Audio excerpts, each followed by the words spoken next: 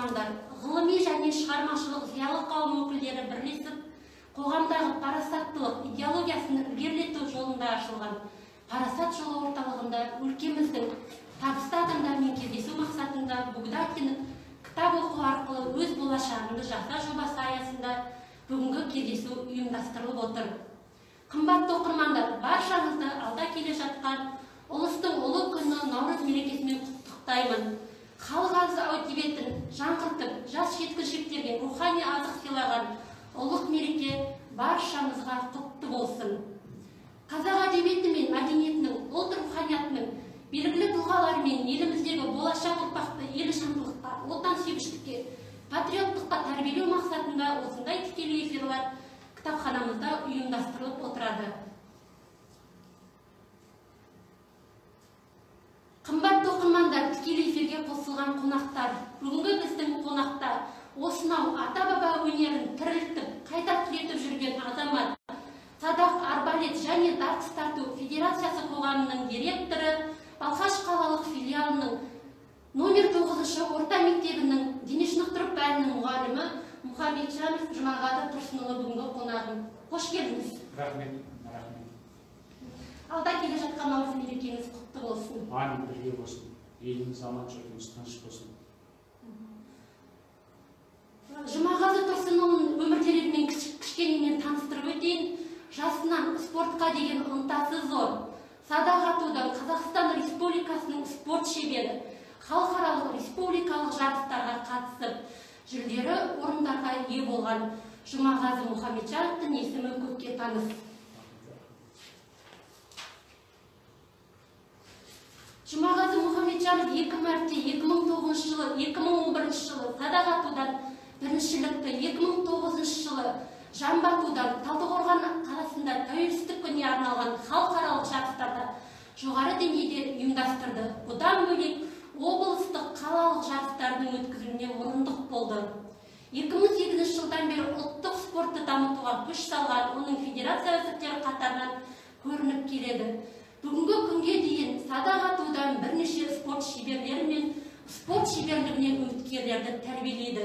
Еңбек еленіп, бейбітшілік әлемі, халықаралық творчестволық бірлестігінің Ыбырай Алтынсарин төсбелгісінің иегері, халықаралық марапаттар мен атақтарды, сонымен қатар Қазақстан Республикасының орден медальдарымен, қала әкімінің алғыс хаттарымен марапатталған. Енді Жұмағазы Тұрсынұлы, бірінші сұрағымыздан бастайық. Садақ ату мергендік спортының бір түрі деп жатамыз. Енді осы спорт түрінің дәріптеген ұстазсыз, енді осы садақ атудың тарихынан шолып өтсек. Жақсы. Ал енді бүгінгі ұлы мерекеміздің қарсаңында кездесіп отыр екенбіз. Мен қуаныштымын. Ал енді мына садақ ату біздің бірақ мақалмен ғана тоқталып келеді. Ата көрген олжалар, ана көрген тұғын шертеді. Құралдарды көзге атқан мерген деген біздің аталарымыздан жақсы бір мақал бар. Мен енді ұлттық спортына садақ атуға өзім бала кезімізден көріп өстік, қыз жібек киносын. Сосын жақсы кітап жаназа дейтін алдымызда тұрған Жолдасбай Тұрлыбековтың, Ильяс Есенберлиннің, Мәулет Тағиевтің бұрынғы жақсы кітаптарды оқып, осыдан көптеген мәліметтер алдым. Осы жақсы кітап арқылы менің өмірімнен қатты өзгеріс әкелді, садақ атуға себепкер болған жақсы кітаптар. Ал енді 1968 жылы Есіп Қорбаннан алтын адам табылды. Мына ғажапқа қараңыз. Сол алтын адамның қолынан өзіміздің бала жетпес сұңқармен, міне әдемі садағымыз қолында болды. Ол не деген сөз? Ол бүкіл дүниежүзінің оқымысты данышпандары көріп, ғалым профессорлар таңғалады. Сондай табиғатпен үйлесімді халықтың болашағы айқын екенін дәлелдеді. Сол кезде металлургия дамыған, сол кезде Сахалин алқаптарында құсбегіліктің орнитология саласында сұңқар қаршығаны бапты, ол асқан парасаттылық, төзімділік керек екен. Аттың үстіне шауып келе жатып, құстай ұшқан құралайды ағын осымен атып алған. Қазіргі таңда бұл 1909 жылдан бастап Олимпиада ойындарының төрінде садақ атудан орайда жарысты. Мен енді елбасының жолдауын қолдау аясында сегізінші жылы федерациясын, бірақ оғынға дейін өзім жалғыз жүріп, өйткені Қарағанды облысында спорт жоқ, беймәлі, жұмбағы көп, қиындығы көп спорт болсын. Өз ақшамда бір жақсы садақта, осы жарыстарға қатысып, жетістіктерге жеттім. Сол қала оны көріп, кезінде Қадыржан ағам жақын қолдау көрсетті. Осыда міне қазақ айтады ғой, ұлым деген ел болмаса, елім деген ол қайдан болсын.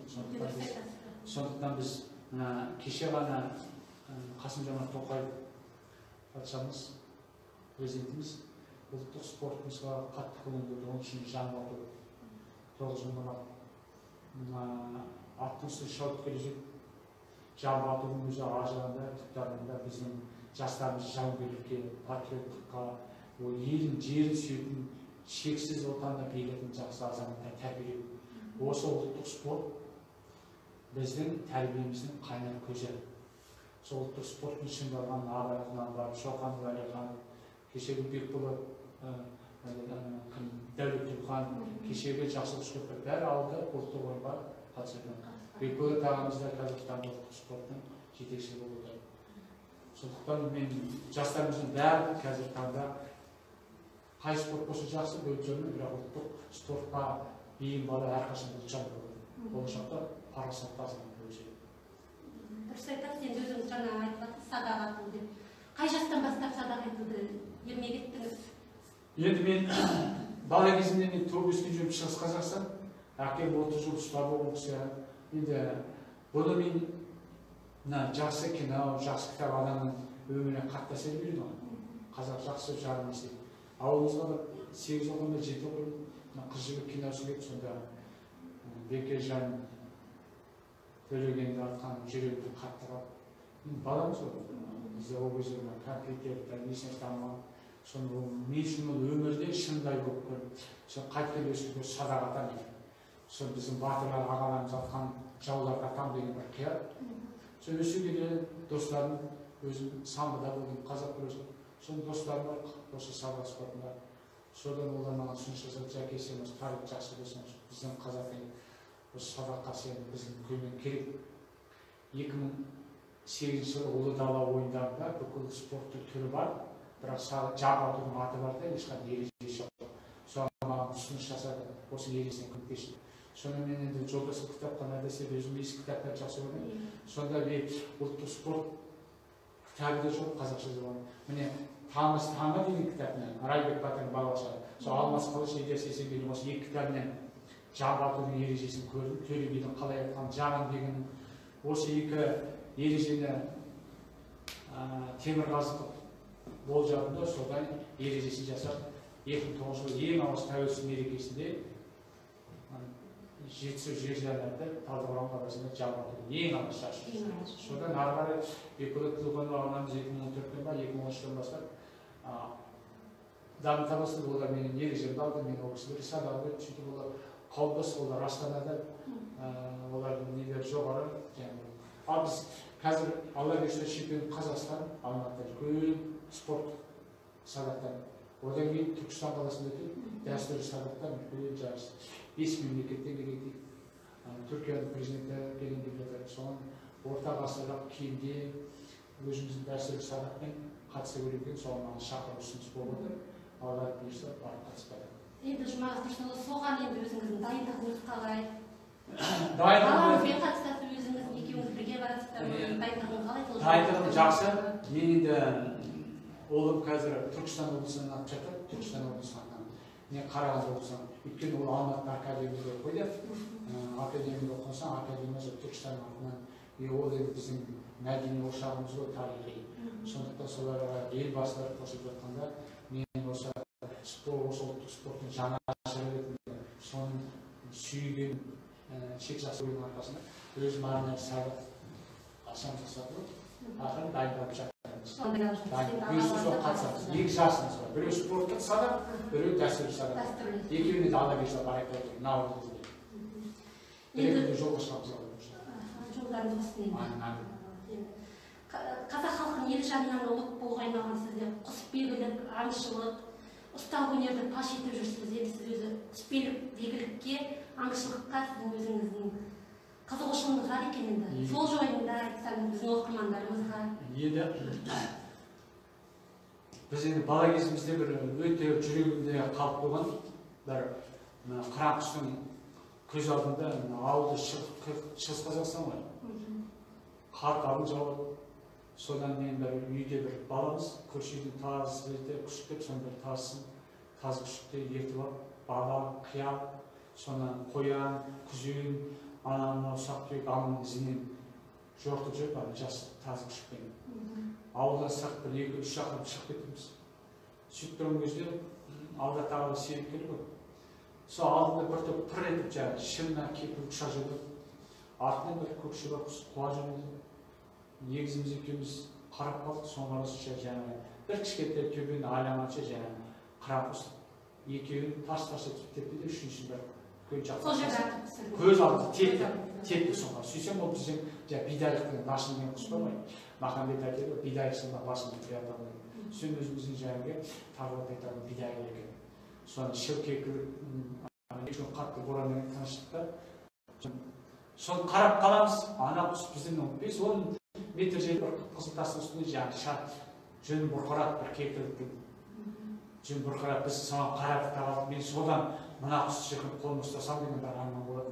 Сөйтіп жаңағы екі теуіп кеткен қанатын қарға сабалып жатқан екі құсты Ораз екеуміз алып келіп әкеліп жіберді. Бізді тазын ұстады. Ол керемет дәмші. Сол 2-3 күннен ұялып әке біз оны алған жоқпыз. Құс кетті деп, қарап ол бидайлық екен, Нашын екен деп.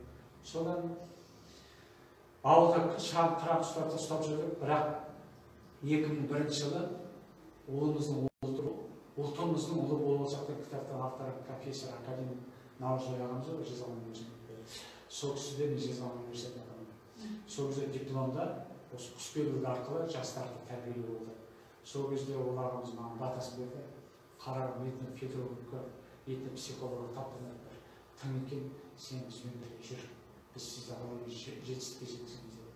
Оған дәм тартады, балалар кішкентай болды.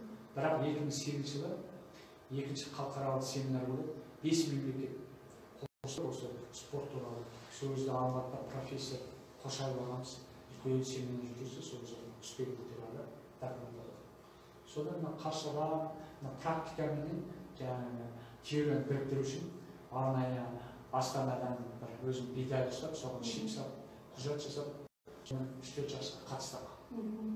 Одан аздан қаларымыз бар. Қазір таңда бір құсымыз оңтүстікте, бір құсымызды өлтіріп отыр екен. Шағын қыран құстармен, Қаршыға, Лашын, бидайық құстармен балаларды тәрбиелейміз. Мектепте де тәрбиелейміз. Өзіңіз үйге асырадыңыз, иә? Үйде асырадым. Лашын құстар ма?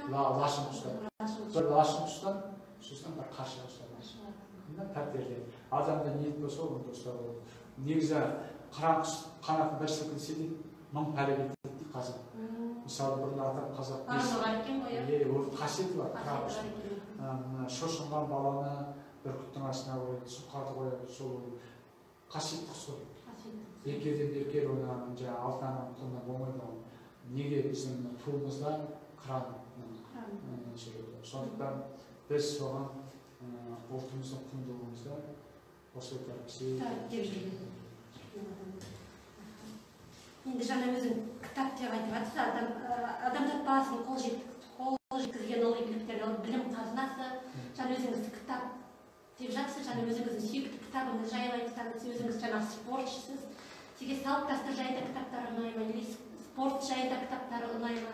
Сол жайында өзіңіздің ең соңғы оқыған кітабыңызды алыңыз жатыр. Мен жалпы мына кітаптың бәрі біздің өткен ата-бабамыздың өмір жайы. Ол осы өмірде өзіміздің әдет құрып, салт дәстүр, балаға деген тәрбие, үлкен кісіге деген тәрбие, бүкіл шеже осы десем болады. Мысалы, Алмас Қылыш деген кітап, Ілияс Есенберлин кітабы. Мана Қаһар деген Ілияс Есенберлин. Осы кітап жақсы кітаптар, осыны қайталап оқи бермеуді оқи бермеуді. Өйткені бұл кітапта біздің бүкіл өткен тарихымыз жатыр. Мысалы, қазіргі балалар өкінішке орай кітап оқымайды. Осы кітап арқылы мен бұл қарапайым бірақ нәрсе осы кітапты оқып жақсы адамның образын сонда өзін іштейді. Іштейді. Жақсы адамның да жаман адамның образын сонда істеп. Сол кейіпкерге еніп отырасыз. Сол образды қарап отырып өзіңіздің қателігіңізбен жақсы жағыңызға өзіңізді тұлға болып қалыптасуға мүмкін ер-азат парасаттылыққа жетелеуге жақындайтын жақсы кітаптар деп ойлаймын. Онда да сол өзіміздің тұрмыс салтымыз, мысалы спорт қайдан шықты? Ол өзіміздің күнделікті тіршілік ойымыз. Мысалы жар бату өзіміздің тіршілік кезінде даладағы аңды атып алу, жауыннан қорғану үшін. Содан барып үлкен спортқа айналды. Ал біз неге қазір батыстан немесе Кореяның немесе Жапонның несіне жалымыз? Мысалы Жапон оқы оларда бір-ақ нәрсе өзінің салт-дәстүр әдет-ғұрпын қатты бағалайды. Мысалы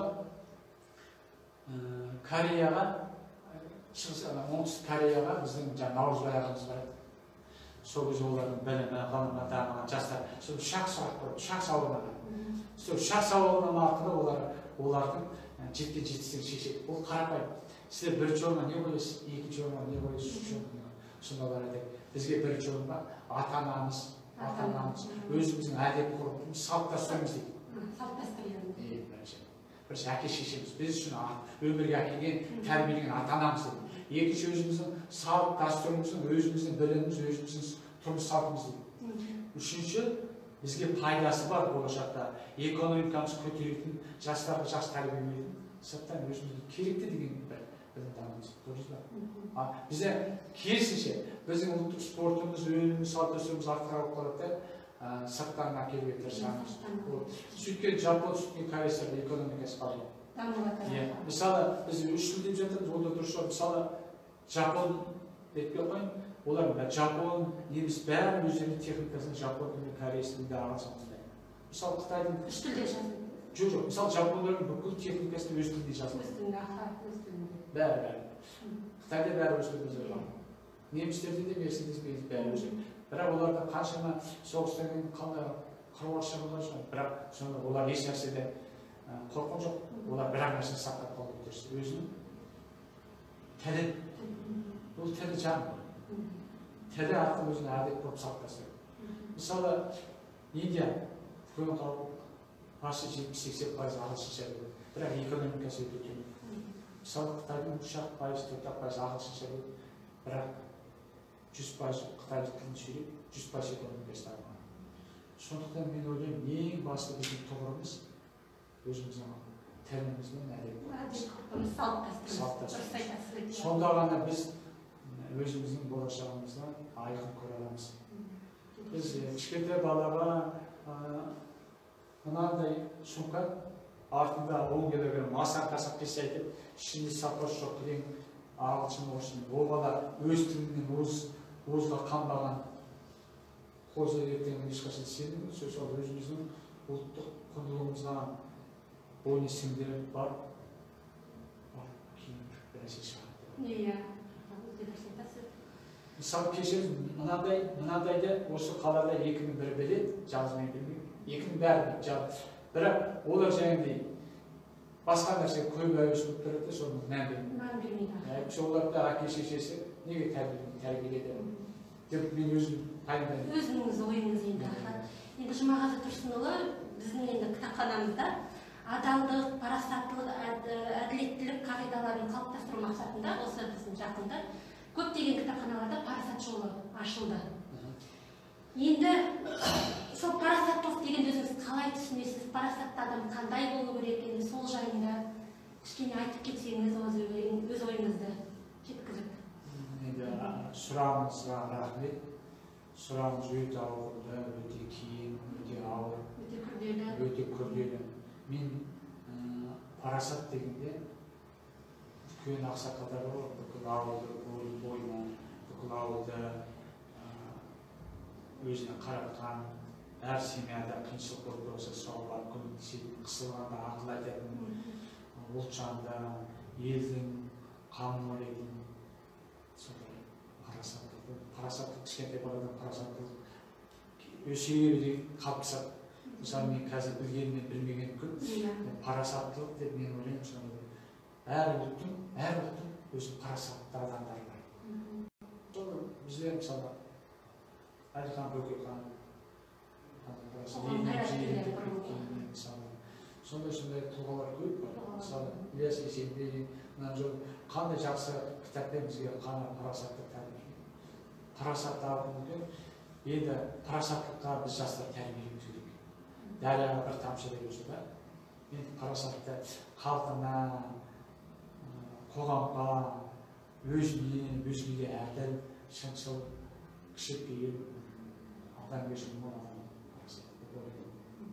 Енді ауқым өте кең, екі сөзбен түсіндірмейсің. Өте келісем, аха. Өте мен үшін оны жырлап айтсаңыз бірақ өте негізі сұрақ. Енді Жұмағазы Тұрсынұлы жаңа садақ ату деп айтып жатсыз өзіңіз. Ұлттық спорт түрін дамытып келе жатсыз енді. Осы дамытудағы мақсатыңыз не? Мақсатым бар ғой. Мына бұл жерде ұлттық спортымыз біздің ұлттық тәрбиенің бір санасы. Осы ұлттық спорт арқылы мен балаларды отансүйгіштікке, әкесін, анасын, қарындасын, бауырын сыйлайтын, қорғайтын, еліне қызмет ететін жас патриот болашақ парасат толыққанды адам, азамат тәрбиесін ойлаймыз. Енді 25 жыл мектепте жұмыс істеймін ғой. Совет одағы кезінде болды, тәуелсіздікті алдық, тәуелсіздіктің 10 жылдығын тойладық, 20 жылдығын, 30 жылдығын тойладым. Қазір жастар жағы басқа жаққа қарай көп болады. Соны мен алаңдатып бар осында бір алмас қылышпен бір жеке қор аштым. Ондағы мақсатым ұлттық құндылықты бағалау, соны дәріптеу. Дұрыс айтасыз. Мен сол 90 жылдары әскерде болдым Россияда. Сонда әскерде жүргенде басқа бір жаста бір қазақтың баласы бар десе, соны іздеп барып, сонда ұлтжан болатынбыз. Оны әскерден оқыдық, 91-90, наурызды бір ай тойлайтынбыз. Қазір наурызды бір ай тойлайық, соны тоқтады. Тәуелсіздікті алған сайын соны қадір білмей бара жатырмыз. Соны бір бағаласақ, соның мәнін түсінсек деген ойлаймыз. Жаңа садақ атудың қыр-сырын үйретіп жүрсіз, енді өзіңіздің ізбасарларыңыз туралы, енді өзіңіздің балаңызда сіздің жолыңызды оқып келе жатыр ғой, жаңағы ұлттық академияда оқып жатыр дедіңіз енді. Ізбасарлар менде осындай көп мысалы Тілек Жаңыл деген қыз балам бар еді, Жылтинова Динара деген. Енді олар енді мына садақ бұл технический вид спорт. Садақ спорт негізі сезімділікті, нәзіктікті талап ететін спорт. Оған қалай бір солай келіп оп-оңай ата салатын нәрсе емес. Енді қыз балам мысалы айтып тұрмын, Жылтинова Динара, Валиханова Диана, Жансая, сосын жаңағы Тілек Жаңыл, менің қызым Тұрсынова Медина, қыз бала көп болды, Шемотаға. Олар бүгін маған келеді, ертең бір күреске барады. Енді оны бір жағынан әке-шешесі қадағалау болу керек. Қадағалау болу керек. Өйткені бұл технический вид спорт, бұған ұзақ жылдар жұмыс істеу керек. Мен бір мысал айтайын, осы садақ спорт туралы бір эксперимент өткен Америкада. 40 жасқа дейінгі спортсмендерді тексереді. 40 жасқа дейін. Күресті, дзюдоны, плавание, садақта. Сонда садақ спортына ерекше мән береді. Сонда бір садақшы жақсы жетістікке жетеді, тағдырдың тауқыметіне түседі, қиындыққа түседі, аварияға түседі, инвалид болады. Бірақ сонда да өзі мақсатына жету үшін биік шыңдарды бағалайды. Өйткені оған жетелеген садақ спорты. Садақ өйткені төзімділікті, ептілікті, шыдамдылықты, әділдікті бағалайтын спорт. Пайғамбарымыз сүндетіміз дейді. Сол кезде атамыз айтқан ата көрген оғжандар деп Құран айтып өткен деген. Аңды не көрінбеген, не ерінбеген атақ деген. Сол кезде біздің қаруымыздан садақ болады. Соған баланы сондай ептілікке, төзімділікке, шыдамдылыққа тәрбиелейтін үлкен бір спорт. Осындай кең байтақ жерімізді аталарымыз бірліктің күшімен, найзаның күшімен, осындай шексіз еліне жеріне деген шексіз сүйіспеншілікпен бес қару жақсы болу ғой. Мен қолымда бір жақсы затымды ұмытып кеттім. Мен 5 түрлі жебені үшін таптым осы Қазақстан бойынша. Сол жебені үшін қарып, біздің аталар сол бір жебені үш арқылы мен бүкіл әлемге дәлелдеп бердім.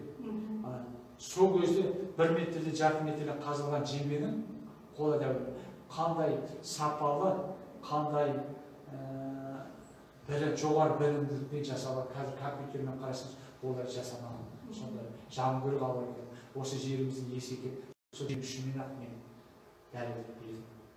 Оны елдің арқасы бар. Bir Türktер қызы бізге берсе деп.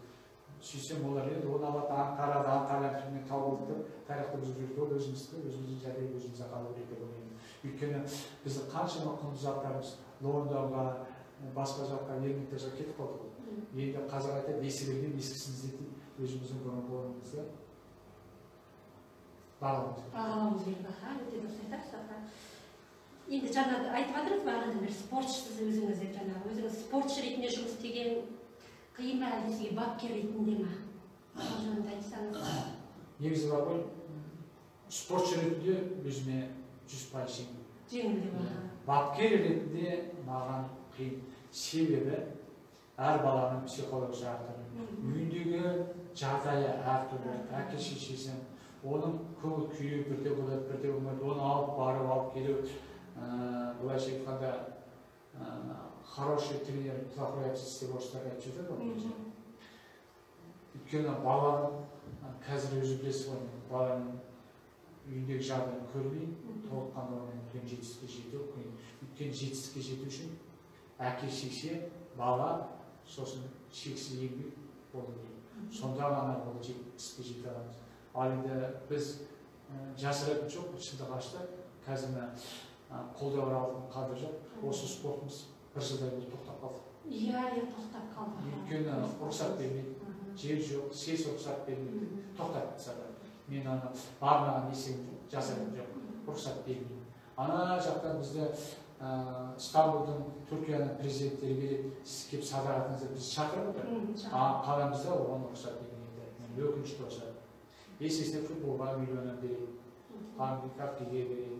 Ал негізі ұлттық спортымызға бөліну керек. Енді жарайды аттың лукадрын жасап қиын шығар, бірақ садақ деген бір заң, ол міндеттелу керек. Ол баланы әділдікке, мысалы қарапайым, мысалы өз басымнан өтті. Мен бір күресте болдым, самбо күресінде болдым. Ода мен жаңағыдай біраз қатыгезде болдым. Бапкер болдыңыз күресте. Мен самбодан әлем чемпионатында төреші болдым.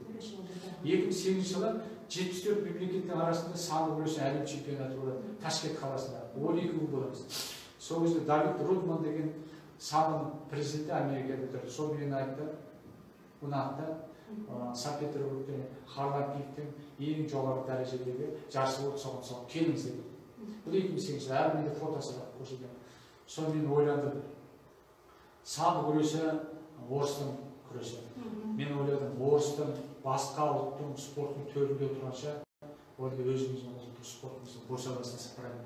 Соны біраз балаға үйретіп, шешімге содан тайынбыз.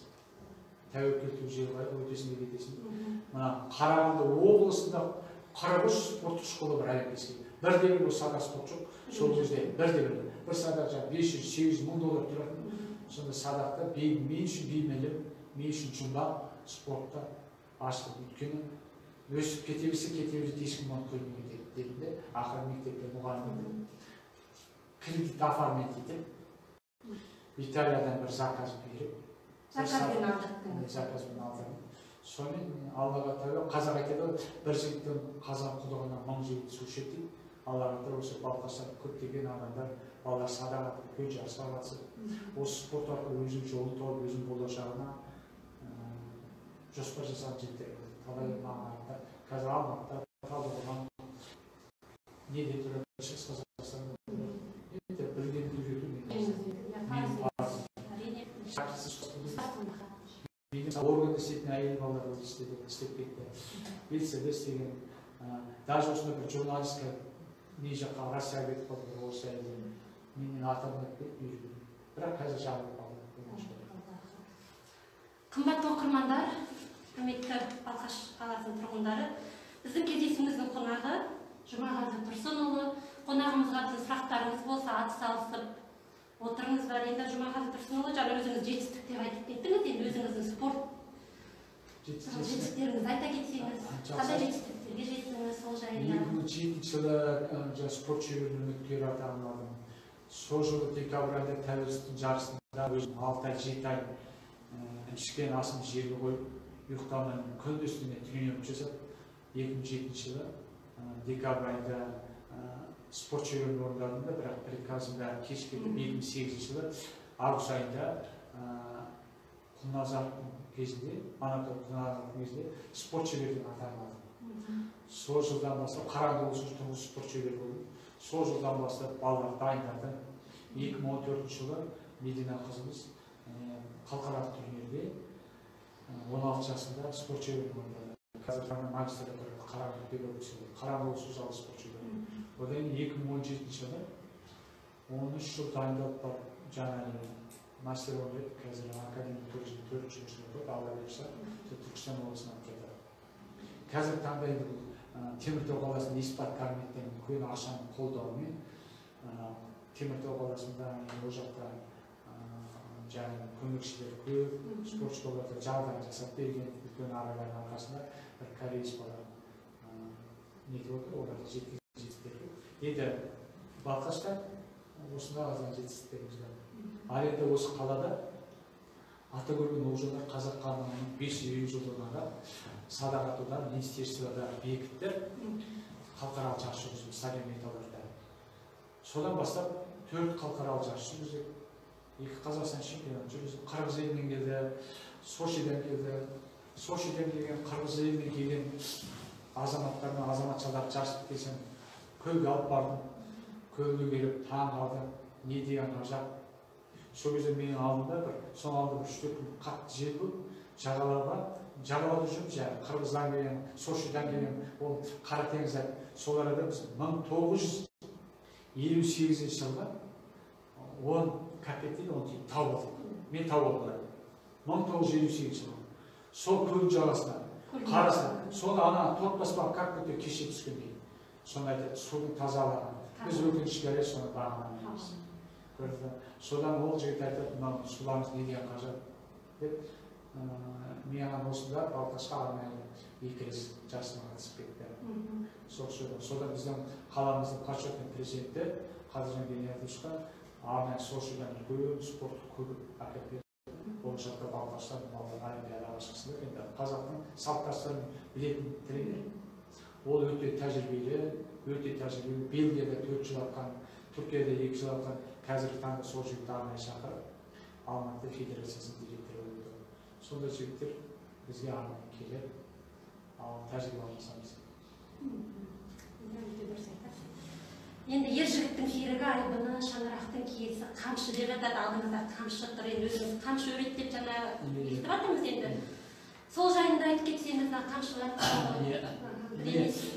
енді қамшының бар ғой, он шақты. Мына біз бір қамшы арқылы біздің қаншама оғыл нанымызды, салт-дәстүрімізді бір қамшы арқылы көп нәрсе жеткізеді. Бір қамшы арқылы. Мысалы, қамшы қолда болса қару дейді. Жігіттің айбыны дейді. Сый-сияпаттың қазір жағында төресі дейді. Қара шаңырақтың киесі дейді.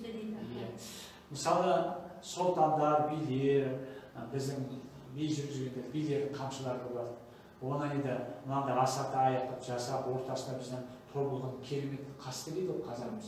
Тобылғынан кішігірім, тобылғымен біздің нені ұстап жатады, көбіні ұстап, соны жасалған қымыз қандай балық.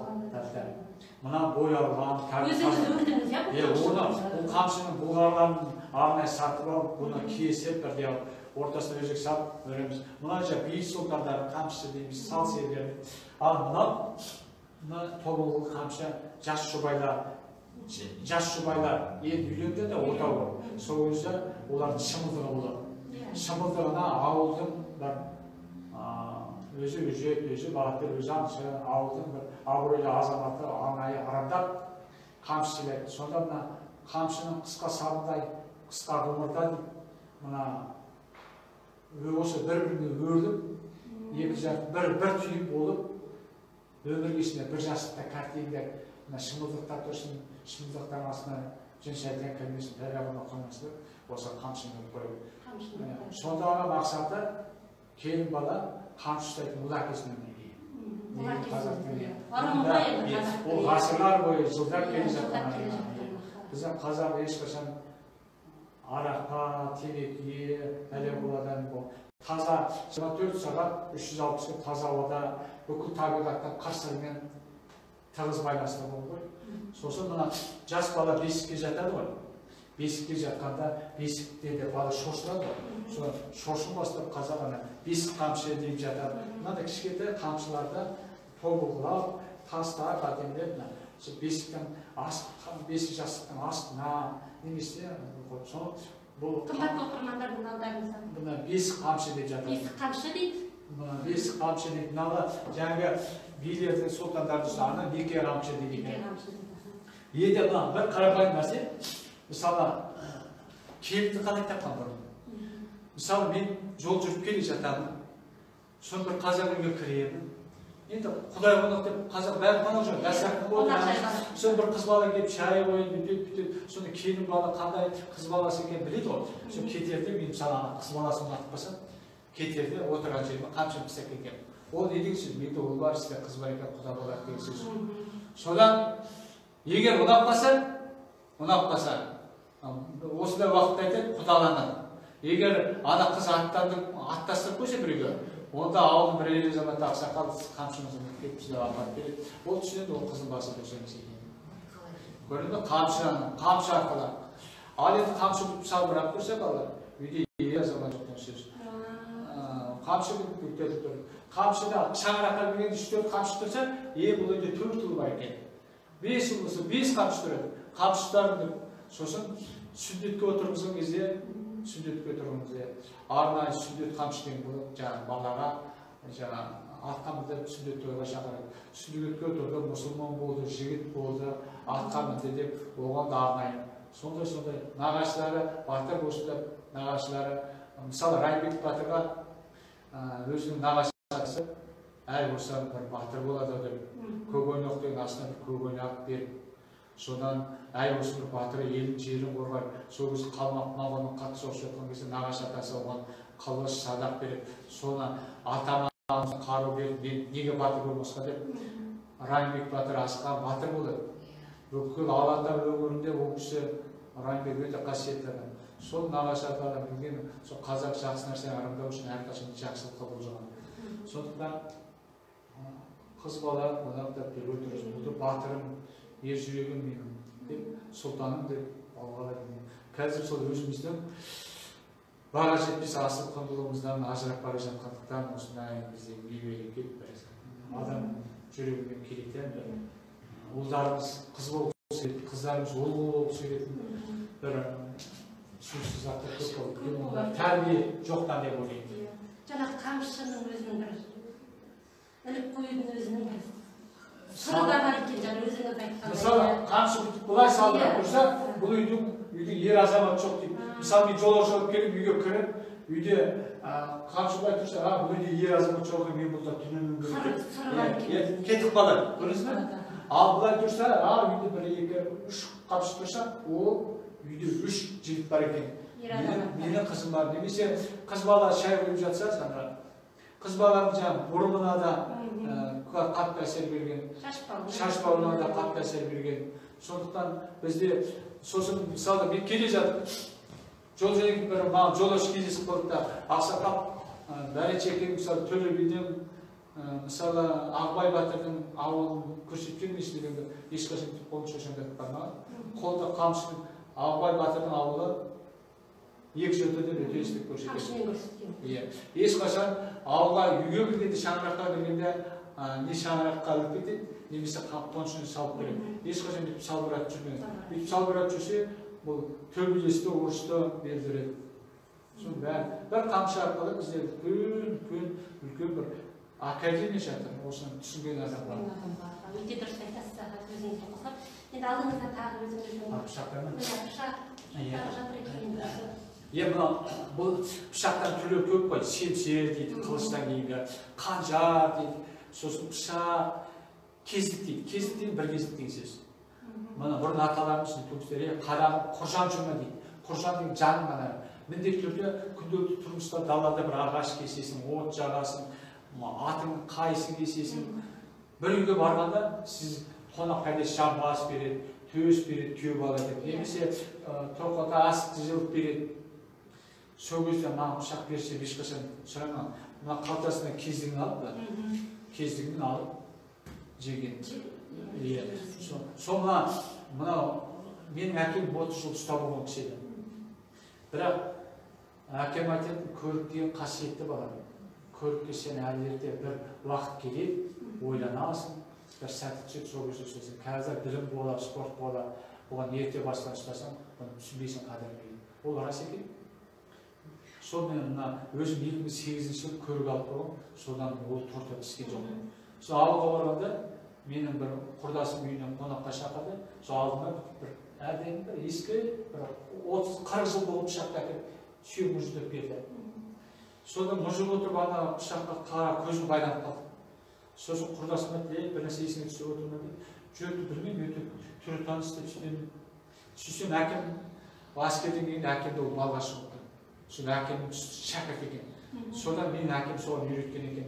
Сол айтады, Жәке, сенің әкем маған осы пышақты жасады, ұсталып үйретіп еді. Сол кезде ең алғашқы мен пышағы болса.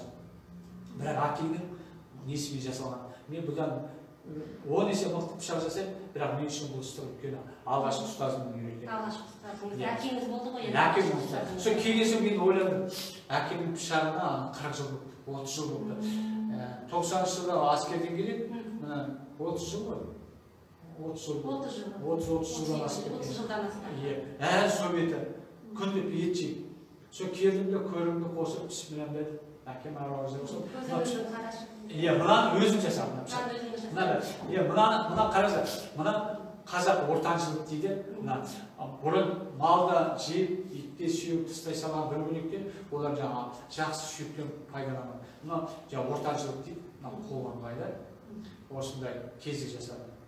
Сосын жақсы пышақтар, жақсы ағаштар, төзімді, тығыз, жұмсақ ағаштан осылай не жасайды, сап жасайды. Мұнаны өзім жайында пышақты өзім жасаймын. Енді мұнаны айта кетейін, қазір барсеткі дейміз, барсеткі дейміз, барсеткі. Ол енді өзіміздің қозғар дейді, қозғар дейді. Шағын балалардың мойнында жүреді, таза бұлғардан жасаған бойы. Оны өзіңіз тіктіңіз бе, жұмыс тұрсын олар? Өзім. Өйткені қазақтың орнаментімен бәрін өзіміз үйде отырып, осы бір бұлғарды сатып алған. Осыны тиімді пайдалану үшін осындай жасаймыз. Бұлғардың түр-түрі көп қой, мынау арнайы боялған, құрамдалған, су өтпейді, ішінде телефон, пәтердің флешки өзіне керегі жеңіл. Ал қазір қытайскінің бәрі дермат дейді, тез жыртылып қалады, қажалып қалады бұлғардан. Бұрын, бұнда әр балада болған. Бұрын білесіздер ме, молданың алдында апаларымыз оқығанда, осыны кішкенде дорбашық болған. Тура сол олар материалға мына бұлғардан. Мына дорбаны да өзіңіз тіктіңіз, е? Бәрін жаңа. Бұлғардан білген екен. Мынада жұмсақ. Жұмсақ. Енді мына замок енді қазіргі замағыда бұрын тесіп бау жасаған. Іште астары сап дегенде. Осындай аздаған неміз бар. Мынандай тастар болады.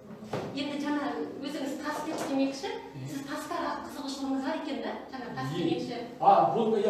Бұл қайда жоқ, мен өзі бала кезімде. Бала кезіңізден, Бұл енді білмеймін, біз 24 таңертеңгіден тұрып аламыз да, өзенге суға түсуге барамыз, 5 тас ойнаймыз. Біз қазақтың 5 тас ойнаймыз, бұл да қыздар отыр. Сол кезде мен бір ойнап жүріп, тас деп жүріп, жап-жасыл, мөп-мөлдір, сап-сары тастар таптым. Сөйтсем олар кәдімгі керемет қымбат тастар екен. Сол бала кезімде қалып қалған ба, мен Бектауаттарға жиі барып, Шашыраяттан бастап барамын. Содан мына жауһар тасты горный қорыстар дейміз ғой, жақсы бір тастар, әсем. Сол бір тарихта айта кетейін, 2018 ба, жібек жолында сұхбат болды. Бізге Бектауаттанда керемет бір не болды? Отыр жиналыс, неше түрлі адамдарды алып барып, қыспақ тастарды жүреміз адамға. Сосын қонақ кәде деген болады. Қонақ кәде садаға қызарамыз, құсбегі көрсетеміз, бүкіл қала болып көрсетеді. Сол кезде қонақ кәдеге не береміз Бектауаттарға? Сонда қорамсаққа осындай жылтыр тастарымызды алып, күйеуіз үйде тамақ ішіп енді шығатын кезде қонаққа да сыйлаймыз ғой қой. Сол шетелден келген соларға жаңағы бір ақ батесті қойып, мына бір қорапшаға толтырған жаңағы жіберіп гауһартасымыз салып, содан бәрі келгендер бір гауһартасымыз алып ауыл баласы қызғанымыз бесте содан жүрді. Енді Жұмағазы біздің уақытымыз шектеулі. Енді болашақта спорты бар үміткер жас жеткіншектерге арқау кеңесіңіз қысқаша айтып өтсеңіз. Уақытымыз тығыз болып жатыр уақыт кезде. Ал енді жастарға біраз нәрсе айтамын. Әке шешесін қадірлесін, сыйласын. Бос уақытта ұлттық спортпен дайындасын. Бос уақытта жақсы кітап оқысын, жақсы кітап жазсын. Көп бала жастардан көбінесе талап етпейміз. Енді олар мал бағып жүрген жоқ, су тасып жүрген жоқ. Спортпен дайындалсын, әке шешесін қадірлесін. Өз уақытын пайдалансын. Қымбатты оқырмандар, бүгін бізге тікелей эфирде болған салт дәстүрді дәріптеп жүрген ұстаз Жұмағазы Тұрсынұлы, сізге көп рахмет, сізге жұмысыңызға шығармашылық табыс тілейміз, отбасыңыз аман болсын. Біздің кітапханамыздың атында алғыс хатымыз бар. Сәкен Сейфуллин атындағы орталық қалалық кітапхананың Бугдатин кітап оқу арқылы өз болашағыңды жаса жоба аясында кітап табысқа апарар дара жол іскерлік алаңына спикер ретінде қатысқаныңыз үшін Мұхамеджан Жұмағазы Тұрсынұлына алғыс білдіреміз. Ал енді мен сіздерге де осы ұжымға табыс тілеймін. Сіздерге мына жастарды көп кітап оқуға шақырыңыздар. Мысалы мен осы кітапхананы керемет жақсы көремін. Бос уақытта кітап оқимын. Сондықтан сіздерде ұжымдарыңызға мол табыс тілеймін. Енді біздің құнды сыйлық кітап деп жатады. Абылай ханның кітабын сізге сыйға тартамыз. Мен үшін ең жақсы сый осы кітап. Сізге көп рахмет. Өстіп алтын уақытыңызды бөліп бізге тікелей эфирімізге қатысқаныңыз үшін мыңда бір рахмет. Ал енді былай болсын. Менде кішкентай неке мына 5 қамшы да бар. Сіздерде мына қыз балалар көп қой. Бәрі өмірге ұл әкесін тезірек тұрмысқа шықсын. Осыны сіздерге осы біліп қойыңыз. Осы кітапханада қалсын бұл. Өйткені келген қыздардың бәрі тұрмысқа шығып, ұлды болсын, қызды болсын деп ойлаймын. Өте рахмет сізге. Сіздің жолыңызды берсін жас жеткіншектерге. Сосын қыздарымызға гауһартас жинаймын. Мына гауһартас мына қонаққа, үйге, мына не дейді ғой, адам шаршағанда энергия береді. Мына келген дейді, жаман энергияны өзіне тартып алады дейді. Сол осындай бір әдемі гауһартас сіздердің бір мына кесін сізден қолыңызға болсын. Енергияңыз көп болсын деп қойыңызшы. Рахмет. Табиғатта көп энергия алды. Ал сіздерге тек қана ұжымдарыңыз жақсылық, табыс болсын. Сізді де ұлыстың ұлы әз наурыз мерекесімен құттықтаймыз. Аман болыңыз. Бар болыңыз, бай болыңыз, отбасыңызға тек қана денсаулық тілеймін, жұмыстарыңызға табыс тілеймін. Сау болыңыз. Құрметті көрермендер, баршаларыңызға рахмет. Тамашалап отырғандарыңызға сау болыңыздар.